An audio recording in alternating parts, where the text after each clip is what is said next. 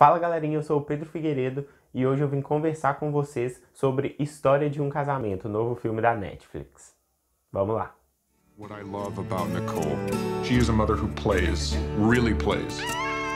What I love about Charlie, he loves being a dad. He loves all the things you're supposed to hate, like waking up at night.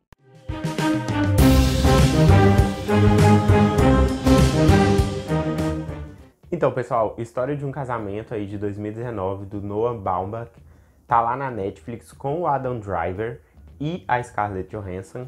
A Scarlett faz a Nicole, que é uma atriz de teatro, e o Adam Driver faz o Charles, que é um diretor de teatro.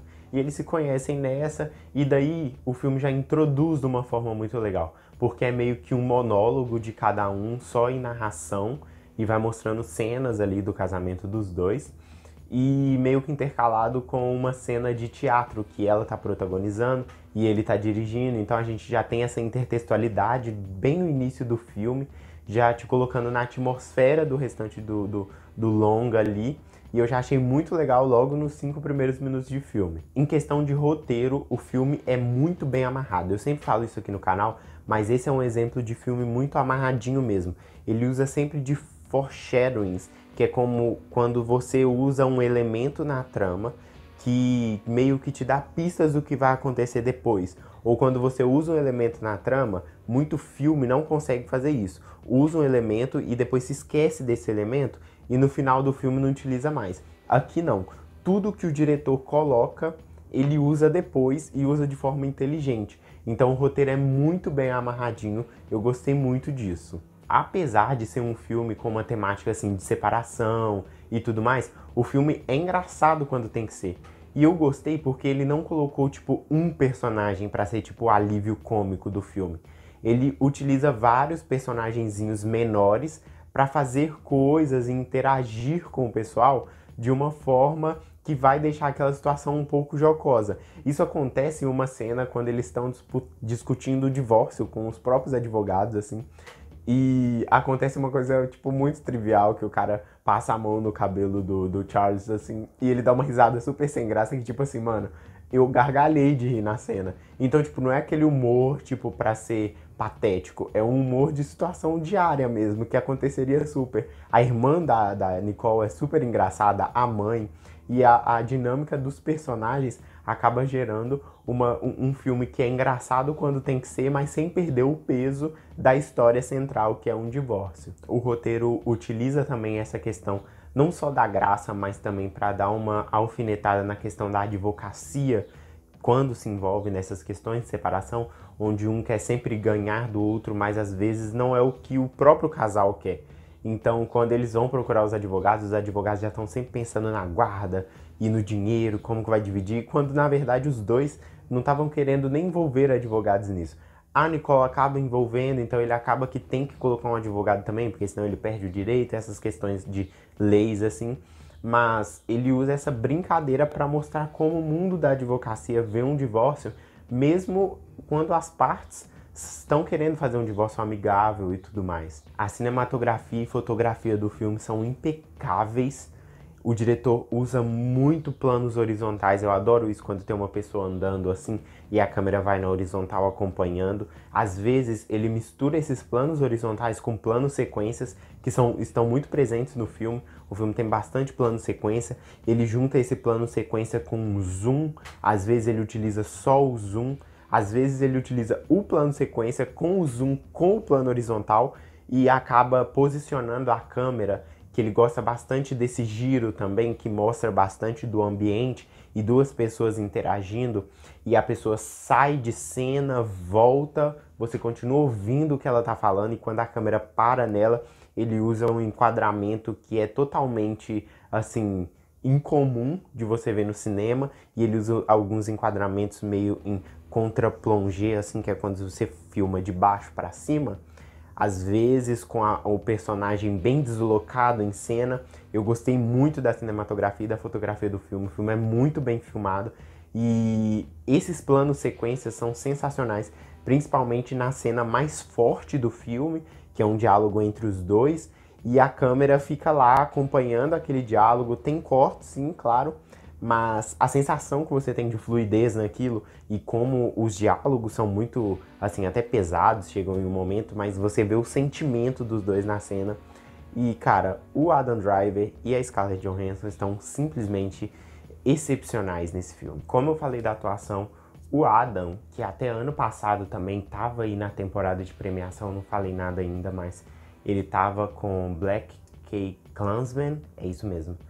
Eu acho que até aquele filme, mesmo ele já fazendo um cara assim, policial, não sei o que e tudo mais, eu acho que eu sempre via ele em papéis muito adolescentezões, assim, eu não conseguia enxergar ele como, tipo, sabe, tipo, o homem da casa e tudo mais. E nesse filme isso acontece muito. Parece que o Adam cresceu 3 vezes, ele tá 10 anos mais velho, assim, sabe? Ele parece muito paizão mesmo. Sabe aquele pai que anda, tipo, de terno, de social, e ele tá sempre com uma roupa mais, assim, que tem momentos que pedem uma roupa mais especial. E ele tá sempre usando, tipo, uma camisa de botão e tudo mais. Isso me fez ver ele como, tipo, acreditar muito no papel dele de pai e de pai da família, que quer cuidar do filho e que quer o melhor para a família e tudo mais. E eu achei isso muito legal. Isso aconteceu também em Star Wars, quando ele vai passando os filmes e quando chega no final, a gente vê que ele cresceu muito. Não ele, mas o personagem se torna um personagem bem adulto, que você entende que ele é muito adulto e não vê ele com aquele olhar meio adolescentezão.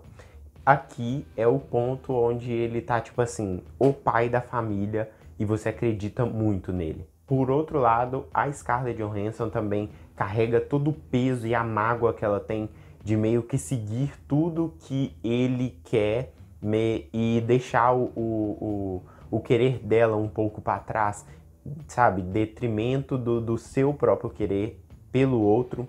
E ela mostra muito bem a carga que ela tem até chegar ao ponto que ela quer se divorciar e quer mudar para a cidade, para Los Angeles, para ela fazer o dela e não ficar na aba dele, que ela se sente muito protegidinha por ele, sabe? Ele tá sempre muito em cima, todo mundo quer saber dele e ela meio que se sente apagada pelo fato dele ser um diretor famoso, ela já ter feito alguns filmes, um filme que deu uma notoriedade para ela, e quando os dois se juntam dá um boom assim na época, mas depois ela meio que é só a atriz do diretor, e ela consegue transpassar isso muito bem. Ela tem umas cenas assim que são muito tocantes, sabe? Quando a pessoa deita para dormir e acaba chorando, ou então ouvindo uma história e ela chorando e ele tá contando a história. São coisas assim excepcionais de trabalho de ator e de direção também. Os dois estão muito, muito, muito bem aqui. E eu tenho que citar também a Laura Dern, que, cara, eu amo a Laura Dern. Eu já falei dela, tá aqui no izinho, no vídeo de Big Little Lies. Ela tá lá em Big Little Lies. E aqui ela é a Nora, a advogada da Nicole. E, cara, ela meio que tem os mesmos trejeitões da Renata, que é a personagem dela em Big Little Lies, mas ela faz com uma sensibilidade um pouco maior. A personagem dela, Renata, lá na temporada, na série, né, ela é bem, sei lá, fria às vezes. Aqui eu não sinto isso. Aqui eu sinto que ela tem essa pegada de advogada, que quer ganhar a causa e quer fazer o melhor pelo fato dela ser mulher e defender mulheres, mas ela tem o ponto que ela já passou por aquilo. E a gente sente isso. Ela tem um monólogo que é espetacular. Tem que levar a indicação de melhor atriz coadjuvante.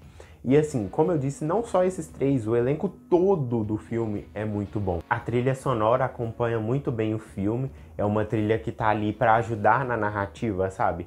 Ela tá encaixada no momento exato onde você tem que sentir aquilo e onde os personagens estão sentindo determinada coisa e transpassam isso pro público. O Adam Driver tem uma cena cantando, que eu achei que ele canta até muito bem melhor que o Gosling que o Ryan Gosling, né, lá em La La Land. Eu gosto pra caralho do filme, mas eu acho que o Ryan Gosling acaba dando uma falhadinha no quesito cantar. Mas eu gostei muito do Adam Driver cantando, eu gostei do que a música quer dizer no momento que ela está encaixada no filme, e assim, foi perfeito mesmo. Ela se encaixa em determinado momento, onde depois vai ter uma cena que é simplesmente linda como o resto do filme, que já vinha sendo muito bonito, e chega no final, ele assim brinda com uma cena final que pra mim foi espetacular. E tem o fato do cara cantar pra caramba aí também. Então, gente, Uma História de Casamento é um filme que tem uma direção muito coesa. Talvez pela história do diretor, do Noah, com a... esqueci o nome dela, aquela mina dos 8 Odiados, do Tarantino. A Jennifer Jason Leigh, acho que é isso, né? É ela mesma. Que os dois eram casados, deu uma treta e tal, aí diretor, atriz, meio que a história de um diretor e de uma atriz e tudo mais. Pode ser que tenha alguma coisa a ver com isso, mas você sente que o diretor tem total domínio do que ele tá falando, do que ele quer falar e do que ele consegue transpassar para quem tá vendo o filme. Um filme coeso, sem pressa, que não é grande. O filme tem 2h20, algo do tipo, e é uma duração perfeita. Você não sente passar de tão gostoso que é. Olha só, é gostoso você acompanhar o trajeto de divórcio de um casal, mas é porque é uma coisa que é tipo tão bem escrita, e dentro disso mostra a dinâmica dos dois, como eles se tratam, como eles tratam o filho, o Henry, que é o filho do casal, que eles estão querendo ali a guarda e tudo mais, e estão vendo como vai ser para conseguirem conciliar isso. E assim, você vê que todo mundo é muito boa pessoa e que às vezes essa briga poderia ter sido evitada lá no começo, usando o foreshadowing com o Henry, igual eu já falei, ele usa tudo muito amarradinho. Então assim, no final eles acabam lendo a carta que ela não quis ler para ele antes, que o público já sabia, porque a introdução do filme é ela falando dele, mas ele não sabia. Então quando ele lê, ele fica emocionado, ela fica emocionada, o filho tá no meio, e eles se gostam, mas eles só não se amam mais e não dá certo mais. Então é um filme necessário, é um filme muito verossímil, isso acontece, é um filme lindo, é um filme tocante. Sabe aquele filme que você assiste sentindo sensações? Que dá uma ceninha, você dá uma risadinha, dá uma ceninha, você fica triste, fica com aquele aperto no coração. É esse o filme. Muita gente chorou horrores. Eu não sou muito de chorar com filme, mas eu senti, sabe? Eu fiquei bem sentido com o filme. Eu achei muito lindo e é por isso que eu dei 10 para Uma História de Casamento. Para mim o filme é perfeitinho, não tem nada que me como que se diz, que eu perdi a palavra. Não tem nada que me incomodou. Pra mim é um filme 10/10, eu gostei demais e tá na Netflix, gente, vamos assistir. Part of what we're gonna do together is tell your story. Did you dye your hair again? No, this is me. You don't like it? Is it shorter? I prefer it longer, but... How are you doing? Então, pessoal, esse foi o filme de hoje. Uma História de Casamento, tá lá na Netflix. Eu queria pedir para vocês se inscreverem no canal, deixar o like, ativar o sininho de notificações, comenta aí alguma coisa e até a próxima.